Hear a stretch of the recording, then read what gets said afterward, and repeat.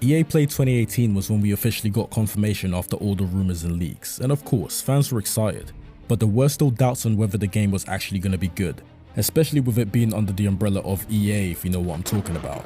I remember seeing a lot of comments telling EA not to add microtransactions and to actually give the team at Respawn time to finish the game before releasing it, and I agreed. Fast forward to EA Play in June 2019 and we finally got to see gameplay footage, and personally, I didn't think it looked bad. But it wasn't something I was rushing to pre-order either, and the reception from the trailer was kinda split between fans, and I understood why. Anyway, fast forward again to November 2019 when the game was finally released, and I kept hearing good things about it, but I still wasn't fully convinced. Plus it didn't help that it was overrun with a lot of glitches, so I decided to wait until it went on sale or something. At least by then the glitches would get ironed out. Then we get to 2020 and yeah, I'm not even gonna get into all of that, but this was one of the games that I started playing just before things went crazy. And honestly, I can definitely say that I enjoyed it for the most part. The combat was good and challenging. It was my first time playing a Soulsborne type of game, but it didn't take too long for me to get used to. The story and characters were great throughout, which is good because I was close to getting a refund during certain parts. So yeah, there were gripes I had in the game that I felt could be improved in the upcoming sequel, but either way, I was on board and ready for what was coming next.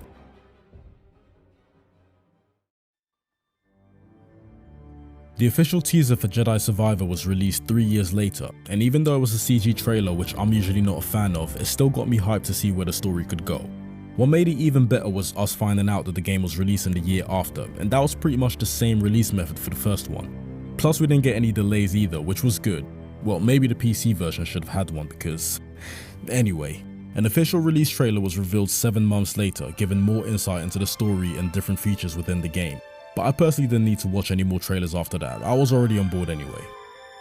Alright, so the story picks up 5 years after the events of Jedi Fallen Order, but there's a recap before the game starts to get you up to speed on everything in case you forgot.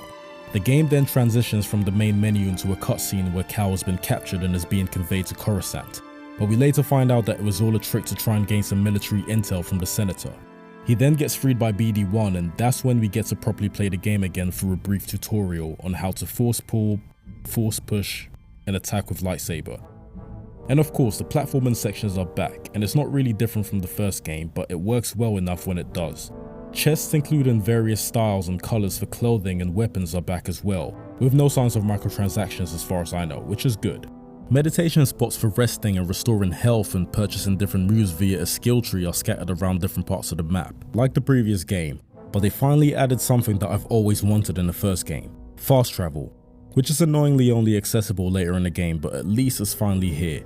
I always thought that it was weird that the previous game didn't have it, especially when all the meditation spots were in locations you would want to fast travel to anyway, but yeah, I'm glad it's here now. The holomap is still a bit confusing, but I did get used to it again, and with fast travel being a thing now, it made getting all the collectibles a lot easier this time. We now get to have other companions during certain missions to help get access to unreachable areas, and to help during combat as revealed in the trailer. I did find myself forgetting to use them during combat, but it's still a great feature regardless. That jetpack's handy. Speaking of features, there's now a variety of ways to get around areas within the map, with more ways getting unlocked as you progress through the game, and you're gonna need them to access certain cosmetics and upgrades for weapons hidden in chests. You can also find platforming challenges scattered across the map, with some more challenging than others. So if you're a completionist like myself, then you probably felt or will feel the same frustrations that I did. I think it's a good idea to do them as it rewards you with useful perks, plus you end up learning how to maneuver through different parts of the map a lot better by the time you at least finish 2 of these platforming challenges, and that's not a bad thing.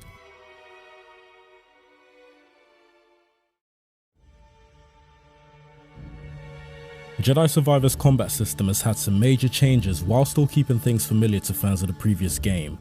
We now get to pick between 5 different stances, with each one having their own strengths and weaknesses.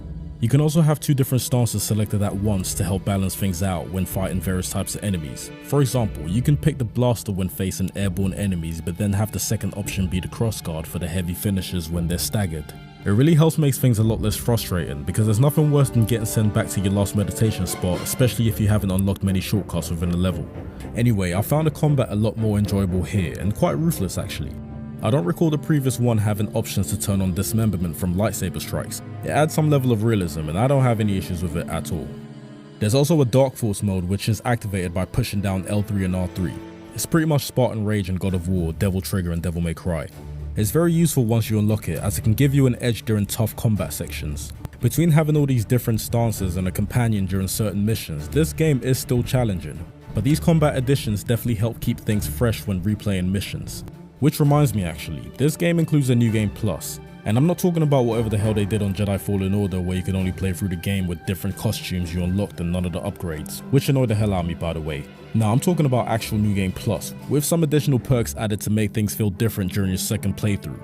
So yeah, I'm glad they learned from that mistake and included it in this game. Alright, now we can move on. Jedi Survivor, in my opinion, does a great job in building and expanding things from the previous game. They pretty much improved on almost everything that I would expect. It's not perfect though. There were some annoying glitches I had to deal with, but it wasn't as bad as the previous game. And the amount of side content available is something I'm always a fan of. Not to mention the customization options, which isn't just ponchos anymore. And again, I'm glad microtransactions weren't incorporated into it this time.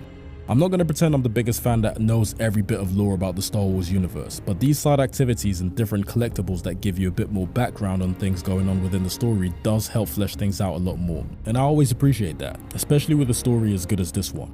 I'm happy to see where the story could potentially go, and I wonder if the next game will give us more of a choice on whether Cal goes dark or stays on the light side, especially with how the story played out in this game. That could be interesting, but either way, I'm on board and ready to see what happens next. Let me know down below what you thought about the game and whether it was a worthy sequel. And thank you so much for checking out the video, especially if you made it this far into it. Anyway, that's all I've got for now, so I'll catch you in a bit.